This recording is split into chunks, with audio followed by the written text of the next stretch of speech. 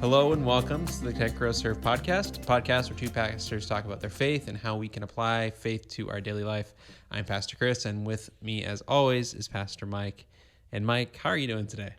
I am doing awesome, man. Good. I'm doing great. Beautiful day here in Southwest Florida. It is really hot, hey, the sky is blue, sun is out. Can't complain about that too much. Good. Yeah. Good to hear. Yeah. How are you?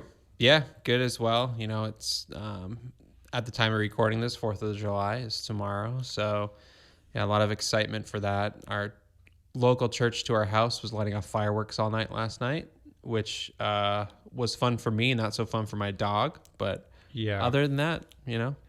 Yeah, 4th of July takes on a whole new level of experience and meaning when either you have a dog or you have young children that you're trying to get to sleep. Yeah. And there's excitement. Well, excitement, and also I always, forgive me if you're one of these people, I always get really annoyed at the fireworks that are not on the actual 4th of July. Because I'm like, okay, I can handle this with my kids being woken up or maybe even scared one night. Sure. But man, don't do this to me multiple nights this week. Yeah. But anyway, my kids are just now getting old enough where the fireworks is really a thing, and that's exciting. For a long time, they were too little to really stay up that late. But yeah, I've got kind of a hot take. I don't think fireworks are that interesting. I think they're kind of boring. Whoa. I every single fireworks show I've been to, I've been good after like 30 seconds. Wow. I see the fireworks and I'm like, I don't really need to see anymore. I get it. Folks, if you didn't know, Pastor Chris is actually Canadian. And fireworks are Chinese. So where are you going with this? And I'm just saying, I'm wondering how much you love America. But you know, I'm a dual citizen, so I get to celebrate twice a year with fireworks. Okay. And right. I had to earn my citizenship. So Hey. Just say it. No, it's I've always felt that way, even when I was a kid. Okay. You know, like you see them once a year, but I like lighting them off. I'll give you that. You know, lighting off a firework and watching it explode is fun, but just sitting and watching a fireworks show has never been interesting to me. So if you didn't know, folks, Pastor Chris apparently likes to live on the dangerous side of things. That's right. Yeah. I don't. So yeah, 4th of July. I think the meaning of it is important, and I respect that, and I think that's a good thing. But the fireworks side, you know, I get kind of annoyed too. Sure. You know, I don't even like watching them. So okay, all right. When I lived in Nebraska on 4th of July, you know, it's a huge deal in Lincoln. Fireworks going off all week. At any time of the day, even in broad daylight. And then on 4th of July, you know, you'll hear them starting at like 5 p.m. and they won't stop until like 5 a.m. Yeah.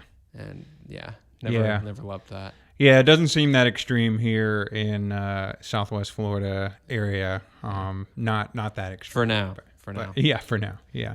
So that was a fun tangent. Yeah. Well, anyway, we have some news to share, right? And I think if you're unaware and you've been wondering why we've missed a couple weeks of the podcast, I think it will make sense after we share this news. And so we wanted to take today's episode to share some personal news, kind of share some of our own reflections, if you will allow us that privilege as a listener.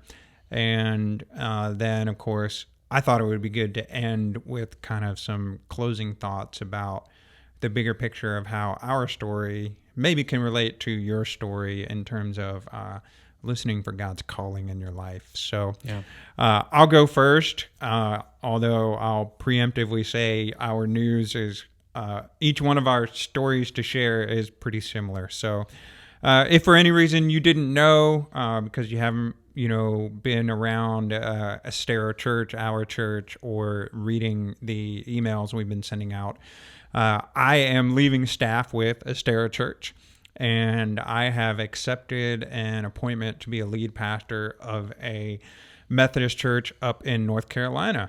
Woo. Yeah. So I am ending my time here with Estero Church just in the next couple weeks. And then my family and I will be moving up to North Carolina. We're going to serve at a Global Methodist Church on the south side of Burlington, North Carolina. So you can look that up on your map if you're curious where that is. It's right in the middle of the state, basically. So, this has been a process and decision that has been kind of a long time coming for me and for my family. Mm-hmm. I've been at Estero Church for 7.5 years now, which is crazy because as I reflect on that, first of all, a lot of things have changed since I first came here. And also, at the same time, it feels like it's flown by. It's kind of hard to believe that it's been that long. And also, if I'm being 110% honest, we didn't really think when we first came here that we would be here that long. Mm-hmm. Pastor Tim and I were very open and honest with each other from the very beginning. He knew that this was kind of a step in my pastoral career, and he and I had the understanding that, hey, if things go well and the Lord blesses your ministry, that you're probably going to move on. Like, this is not going to be your last stop. Mm-hmm. And we were on the same page about that from the beginning. So so it's been 7.5 years, lots of challenges, also way more blessings than challenges. And it's been an awesome privilege and honor to serve here at Estero Church. And I've grown a lot. I've learned a lot. I've had to let go of a lot in terms of sort of my own plans or things like that. And the Lord has walked me through all of those things. And so, I'm leaving Estero Church, certainly bittersweet. We are excited about the next opportunity. We feel like it is the right thing that God is leading me and our family to. Of course, we believe that, but we're also going to miss this church. We're going to miss everybody here. We're not leaving because something is wrong.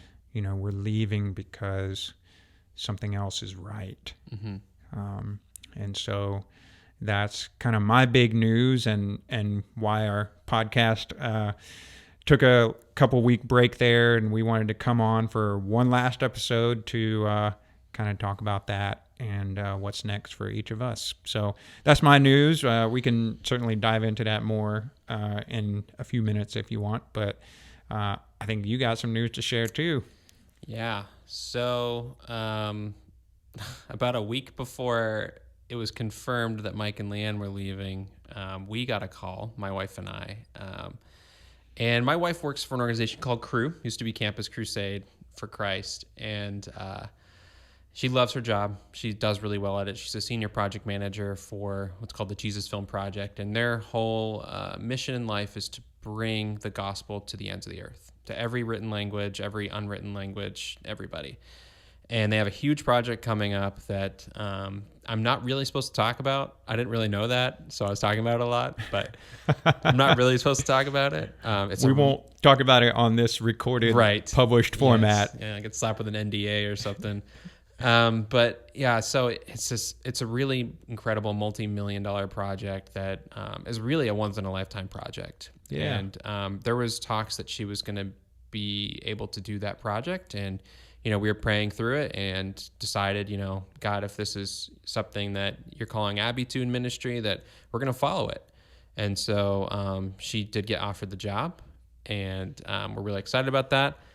But that means we're also transitioning out of Estero Church. So we are moving to Orlando, similar timeline to Pastor Mike and Leanne and their family. And so the next couple of weeks will be our last few weeks. And so, we could talk more about that too. We are really excited about it. It's a really amazing opportunity for Abby. Cru's headquartered in Orlando, which is why we're moving there. She needs to be in person more than she is now. Yeah. So I'll just jump in and fill in a little bit of the backstory. Mm-hmm. I know for y'all, the timeline is interesting because there was sort of some back and forth. Like, specifically with Abby's job and that project, Yeah.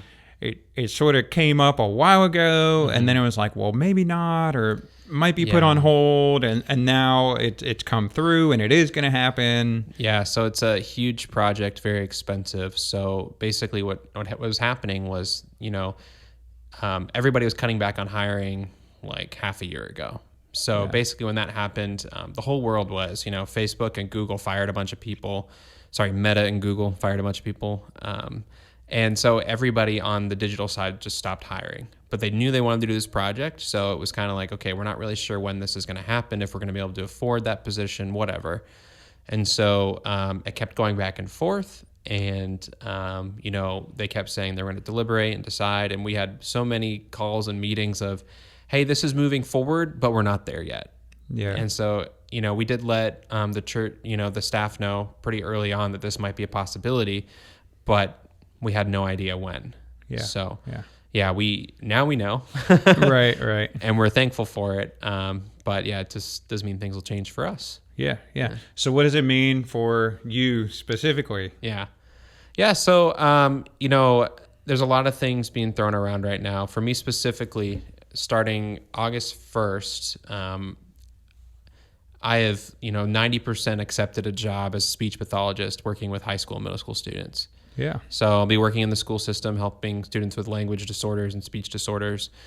I love helping people, and it's interesting. That was my undergrad degree. We talked about it on the podcast, and I had always wondered, if God was ever going to use it again. Sure. And I think for a time he is, Yeah. I'm definitely not out of ministry. We have some community in Orlando already, which is great, but, I'm still going to serve and teach and pastor people just in an unofficial role. And, maybe at some point it'll be official again, but. Yeah. Well, let me ask about that, because I'm sure some folks are wondering. Sure.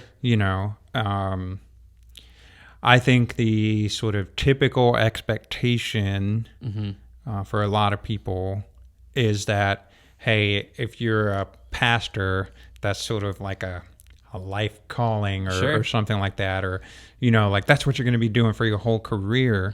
So we don't have to spend a ton of time on this, but I'll just ask sort of on behalf of our listeners, like sort of what's your perspective in terms of sort of your career path or plans, and like why are you stepping into this kind of career path right now, as opposed to, well, just be a pastor in Orlando and get a pastor job there. Yeah.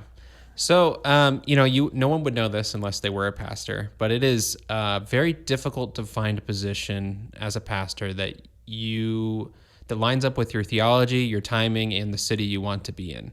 Right. Usually you have to give up one of those three things. Maybe it's not the city you want to be in, but it lines up with your theology and the time, right? Yeah. Or, you give up, your theology, which you should not do, but some people need a job and they do it. And I'm not, at this point, there hasn't been something that's been open to me that I can, move into, that I agree with theologically, that, falls into the timing and, all of that, and the city we're going to be in. So, it's really hard as a pastor, if you want to live in a specific city, to find a job as a pastor. That's just like the bottom line. And, for me, I feel called to teach and pastor people and to help people learn more and know more about their Bible. Like, I love that. That's definitely my passion. But I love helping people. And, that's what God made me to do. So this is an opportunity for me to get a job that allows me to help people, be in the world and love on people well. But also, I don't have to stop pastoring just because it's not my job title. Right. And I think that would be my biggest point. Just because you don't work in a church professionally doesn't mean you can't minister to people. Right. Amen to that. We're surrounded by people that minister to us all the time at this church, and minister to others. And that'll be my focus. I'll be on the other side of the pulpit for a while, and I'm open to God putting me back there. But I think right now it's going to be an unprofessional ministry role while doing something else. Yeah. So I was thinking about bringing this up later, since we're already on this topic. Let's just keep going with it.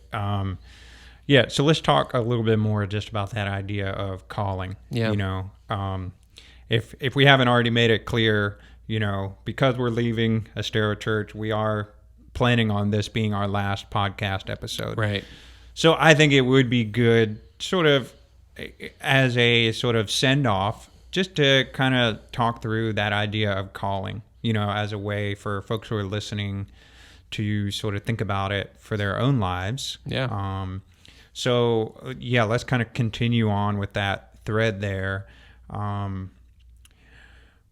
What would you want to encourage people with, or leave people with, as they, they're listening to us talk about this big change, but then obviously everybody listening has their own story. They're going through their own challenges, and whether it's their career, their family, whatever. How would you sort of encourage people to think about calling and discerning, what is God calling me to? What is God leading me to in my own life? Yeah, absolutely. I think, we talked a bit about this in our last episode, but when I think about calling, I really think about The Call by Os Guinness, and it's that every Christian has the same primary calling. We're all called to spread the gospel and the love of Jesus Christ. Yeah. And so we all have that calling. Everybody that follows Jesus has that calling. You can't get away from that. That's what you have to do. Right. And the secondary calling is much more, what are your skill sets? What have you been naturally gifted with by God? What do other people encourage you that, like, this is what you're good at? Yeah. And that's a way that you can enact your primary calling. But you don't even really need, like, a job to do that. Right. My mom was a stay-at-home mom for a large period of my time growing up. She certainly ministered to people while doing that. Yeah. And so I think, I would really focus on the fact that no matter where you are, God is going to use you for the primary calling. Yeah. And in fact, like, part of our job as pastors is to equip people for that time away from church. Yeah. So when you go out into the world and you're not at church, how do you live out that primary calling? So in fact, like, you are really, just as much, if not more, the hands and feet of Jesus that, people that work in ministry are. Yeah. And so just, like, process that, what you can do through your primary calling is really limitless. So if you have a huge passion to teach, and that's what you love to do, you can absolutely weave your primary calling in with that. Or, even if it's just you're a socialite, you love people and people love being around you, and you throw parties and get-togethers and all that. 100% hospitality, like, sounds like your gift. So God can use that. Yeah. Yeah. What would you say? Yeah. Unsurprisingly, I'm going to agree with what you have already said. We are all called to submit our lives to Christ, to follow him, to proclaim God's kingdom, and to love our neighbor. That's true for all of us. And I think, I don't want to go down this big tangent, but I think one of the failings of the church in general has just been to take some of that off of the body of the church, and to say, hey, this pastor, this leader should be the one who does that for the church. Right. And, that's a whole nother topic, but that, that role of loving Jesus, loving the world, loving others is true for everyone. Yeah. I think too, I use that phrase calling, that term, all the time. I think it's part of sort of Christian subculture. Yeah. And I think some people get intimidated by that. So, if that's you and you think, well, God's never called me to anything, or I've never received some kind of calling from God, well, then let me just encourage that person, you as a listener, by saying that, man, calling is it's just one word. It's just one way to express it, but God has gifted each and every person uniquely. He created you for a purpose, and that purpose is so much greater than just to exist. Yeah.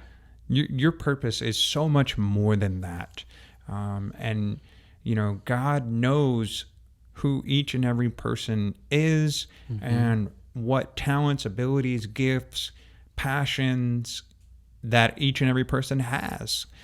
And so, if you're trying to figure out, hey, what does God want me to do with my life, my career, with my family, with how I serve God, and your immediate reaction is, well, I've never been called to something. Right.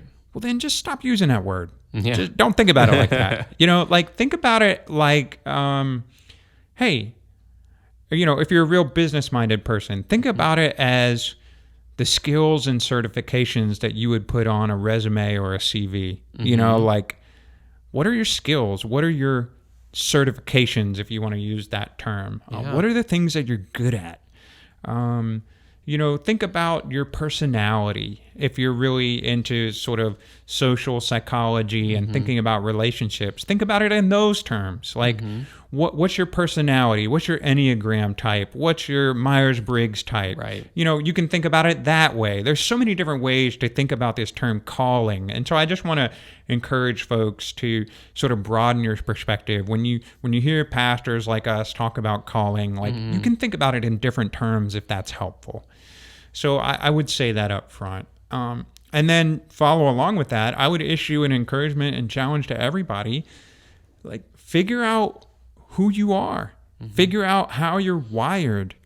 Figure out what your gifts and talents and abilities are. Yep. Because you have them. Don't discount them.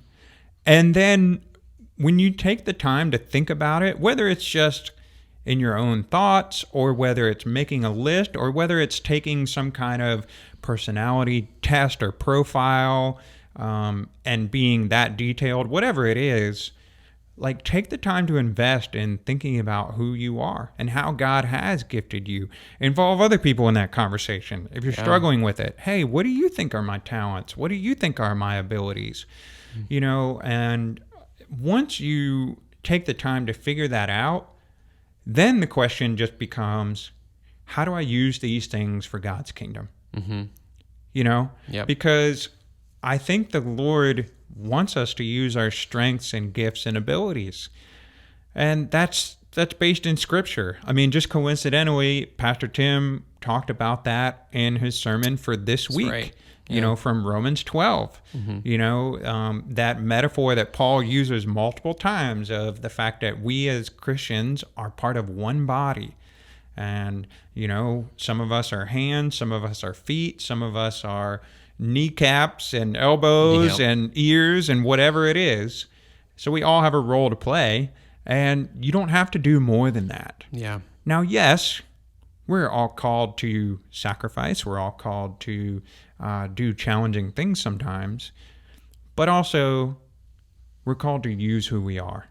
And so that would be my encouragement to people, and so I'll bring it back around to kind of our story. Sure. For me, this decision to leave Estero Church, and sort of how I sensed the Lord leading me and leading our family to do that is because taking on this new pastoral position gives me new opportunities to share my gifts with a new group of people, and I've been able to do that here in Florida with Estero Church. But I also know that this church is in good hands. It's in a healthy place. And, there are people that will continue to be able to offer some of what I offer even after I leave.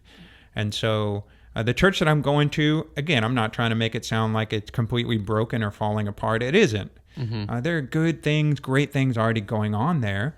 But the Lord was opening this door to say, hey, your unique talents and gifts are what's needed in this place. And so go serve in a new place. And so, that's what it is for us. And so we're excited about that. So you have any other thoughts about calling or that you would want to share with everybody? Or Yeah, I think another, something we've been talking about, maybe haven't said explicitly, is, what you're doing in life, whether you call it a calling, secondary calling, or whatever you want to call it, it can change, and that's okay. Sure. And, I think it's even for my story, obviously it's going to change. Yeah. And I think what's interesting, is spending time evaluating that too. If you're wondering, maybe you feel stagnant, maybe you feel like things haven't moved a lot for you, evaluate that. I know a lot of pastors that came into pastoral life later in life. It was much later. And I know people that became teachers later in life. Right. I know people that discovered a new hobby or a new passion at the end of their life. Yeah. So, take time to, maybe you've taken all the tests, take them again. There's no harm in figuring out, how you've grown and what you're interested in. And Sure. and I would also agree, like, if you're a foot, for all of our sakes, don't try to be a hand. Okay. Right.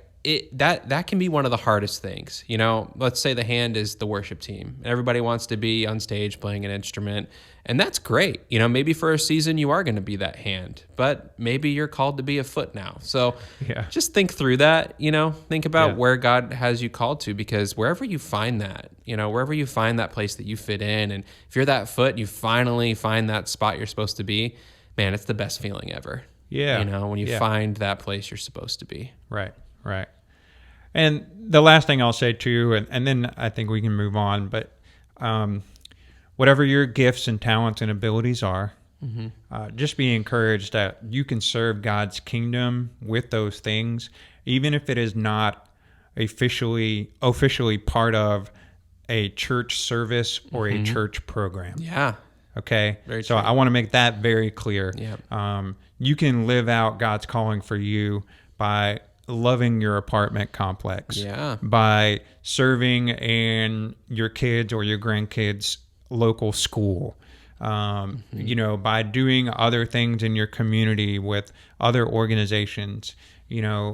Certainly we want those gifts to be lived out in the life of the church. Sometimes that is inside the church walls through church programs, church services, and we want to encourage that. But we also want to encourage you, hey, it doesn't have to be limited to that. So whatever your talents are, serve God's kingdom wherever you are, because that brings honor to the Lord. Yeah. That's a great point. Yeah. So I figured we could end today and this last episode of the podcast just by sort of maybe sharing some things that we love about this place, that we're going to miss about this place, or that we're thankful for. So, you want to kick that off? Anything you want to share kind of in closing? Yeah, so for those of you that aren't aware, I've been at the church for about a year and a half. So quite a bit less time than Pastor Mike, but I can also remember my first few months very well. And, this is a church that loves their staff very well. It is not my first time working for a church, and I love the church I used to work for, but I'll say Estero Church goes above and beyond loving their staff well, treating them well, treating them with respect, and and trusting them. And that's something that I've really grown to appreciate, is that love and trust that I've gotten here. And also say that there's a friendly atmosphere. I feel like if anybody walks in and it's their first time, even if the church isn't the perfect fit for them, they'll still feel like they'll feel that friendliness and that acceptance. Yeah. And I love that about Estero. And finally, and you can talk a lot more to this, but the servant-hearted nature of Estero Church is very special. And I've really appreciated that when there has been a need, specifically Hurricane Ian, that's the biggest one as part of my time here. There has been a church that wants to serve. Even if they don't quite know how to serve yet, they really want to jump in and serve. Right. But personally, the relationships, the friendships, all of that we'll miss for sure. Yeah. Yeah, I'll just follow up on that, and I could probably echo the exact same things and just say that, my family and I, we're going to miss Estero Church. My kids are older than your son, Isaac, and my kids are sad about leaving, and they're nervous about it too, just like I am. But that is a testament to how well this church has loved my family. Yep.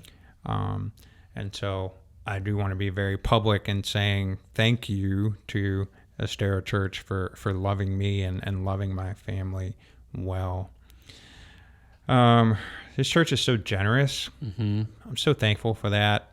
You know, we have an older congregation, like a lot of Methodist churches, and you know, a lot of folks that are just not physically able to do as much as they used to or might want to.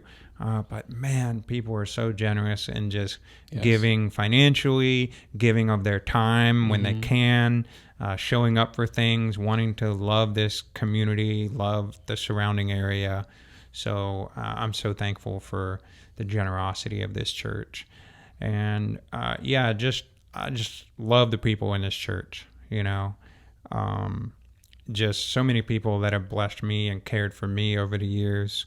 And just really encouraged me as we are moving on by saying that we will be missed, but also encouraging me to say that, hey, the time is right and you're ready. And that means so much to me because as I think about moving on, I have those scary thoughts that I'm not ready. So, I'm so thankful for that encouragement. So, Estero Church will be severely missed. And lastly, just as a quick sort of personal thing, if you'll indulge me, is I'll say extremely thankful for Pastor Tim and the entire staff team. Yep. You know, we've had changes, a lot of turnover and changes over my 7.5 years here. And everyone that's been part of our staff team has been good to work with and have helped me out when I needed help, and I'm thankful for that. And I'm thankful for Pastor Tim's leadership and his commitment to saying, hey, we're not going to be perfect, we're not going to do everything right, but we're going to try to have healthy relationships as a staff and as a church overall. And so I'm very thankful for that. So so I guess we'll kind of wrap it up there, man. I don't know if there's anything else that you want to say. I do have one last thing, but I wanted to let you go. I definitely echo everything you said. I think, I completely trust that God is in control and has huge plans for Estero Church, and I'm excited to see what those are. Seeing two pastors leave a church would normally be kind of a scary thing. And I would normally be scared for that church if I wasn't so intimately aware of the fact that God must be doing something. Sure. So I'm excited. I think Estero Church has been so faithful and in their long time as a church, and I think God's got something awesome planned. So I'm excited to stay close to that and understand what's going on and be praying for Estero Church during that. Yeah. And if you don't mind, I'm going to speak for you that I think we would both say, just in case anybody's wondering, we are not leaving Estero Church because something is wrong. No. Here. We're leaving just because God has opened up new doors for us. Yep. And so, yes, we want people to know that God has Estero Church in a good place. And yes, change is hard, but we believe God is going to continue to do great things for this church. Lastly, I just wanted to issue one apology. If you've listened regularly and heard previous episodes, I haven't been able to come through on getting a copy of Pastor Chris's metalcore Christian band album. That's too bad. I'm really upset you didn't find that. I know. I've been swamped. I haven't been able to come through on that. I was hoping we could, end the show with one of those tracks. That would have been amazing, wouldn't it have been? But anyway, I apologize. We didn't make that happen. Yeah, and I'll just say that you all are blessed so much more by not hearing it. Yeah. So, I guess in closing, I know this is a little bit weird in terms of a podcast format, but hey, I'm going to do it anyway. If you're listening or watching, I'd love to just offer a benediction as a way of closing. So to all of you who are listening and watching, may you go from this time and place knowing that the Lord loves you intimately and unconditionally, and he has a plan and purpose for your life based out of the way he created you and the calling he has given you. So as you go from this time and place, walk forward in peace and confidence of the Lord's love for you. Amen. Amen. Thanks so much. Yeah. Thanks for being with us, guys.